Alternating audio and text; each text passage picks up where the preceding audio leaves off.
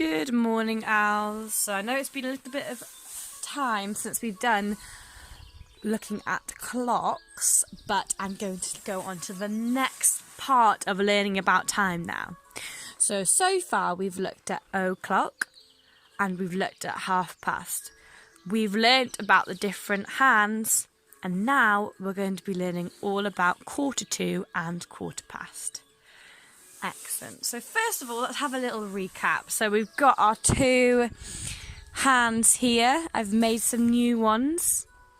Does anyone remember what the big hand shows? The big hand shows the minutes of the time. How many minutes past the hour? And the little hand shows the hour.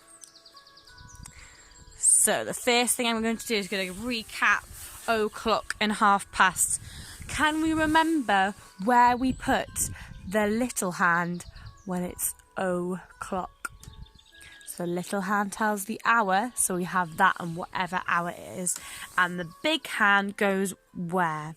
So if it was 3 o'clock, I'd put my little hand showing the hour, facing 3. And my big hand goes right to the top, so it's 3 o'clock. Now if it was half past, where do we turn the big hand? Half past. Think about what I said about how it turns around the clock.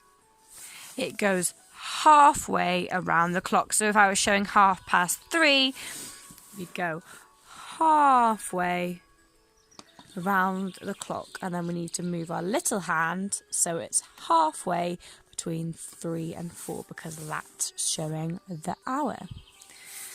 Excellent. So I think we're going to be able to move on to quarter past and quarter to now.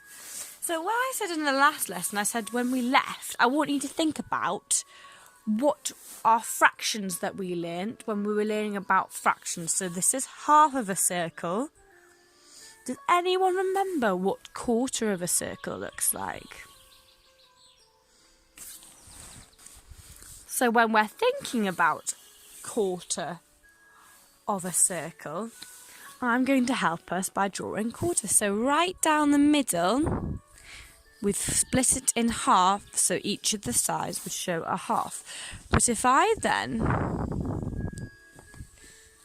split this into 4,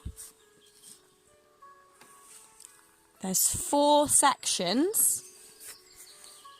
4 sections. And if I just look at one section,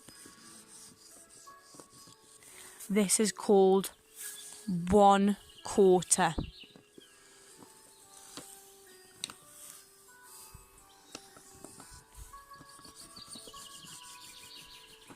One quarter.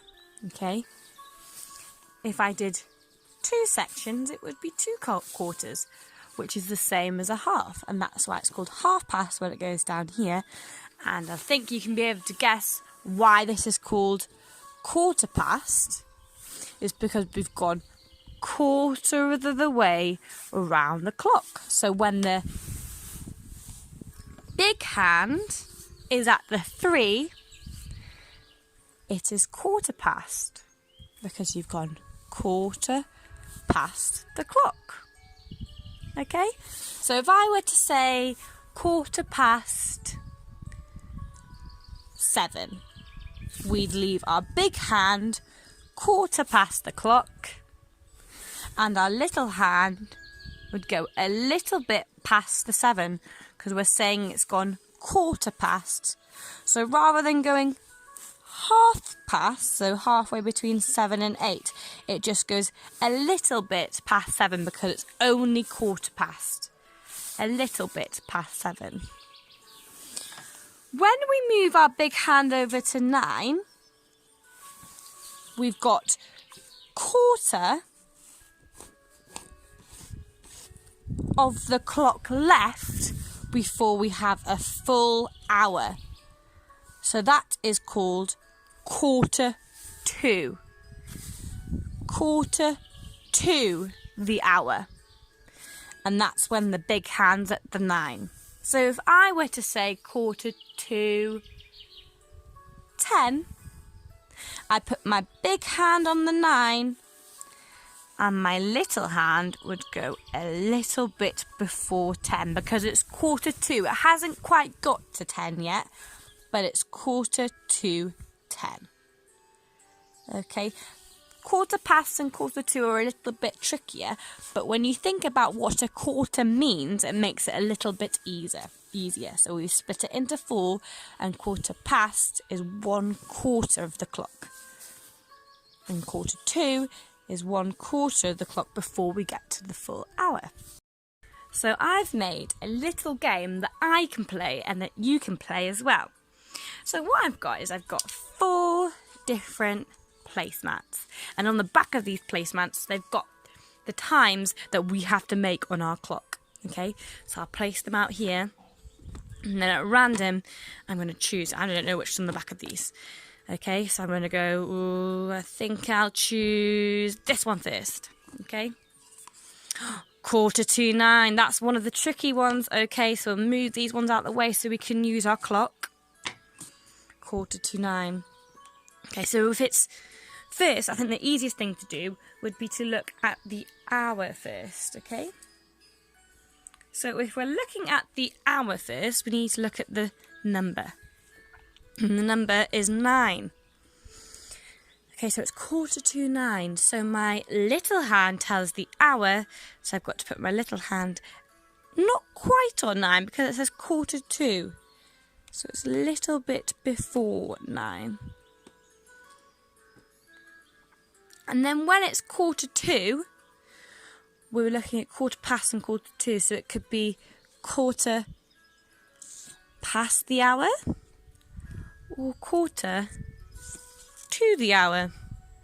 The clue is in the name. So 9:15, we would put it on our 9 because it's 1/4. There's 1/4 left before we get to a full hour. It's quite tricky to show it on this clock because they're so close together. So that's 9:15. Excellent. Let's try our next one really quickly. Oh, I'm going to choose this one. My favourite, 10 o'clock, because we should all be have the hang of this now. 10 o'clock. So we'll look at my hour first. Where does my little hand go?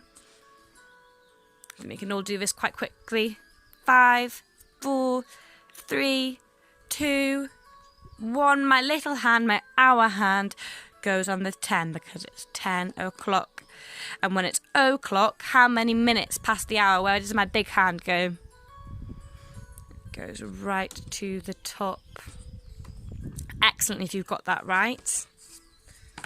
Got 2 left.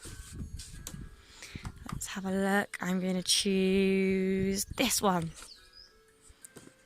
2:30. Okay, let's think about the hour first. So my little hand is the hour hand.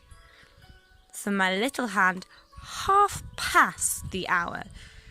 So we look at 2, but it's not on 2 because it says 2:30. So it's halfway between 2 and 3.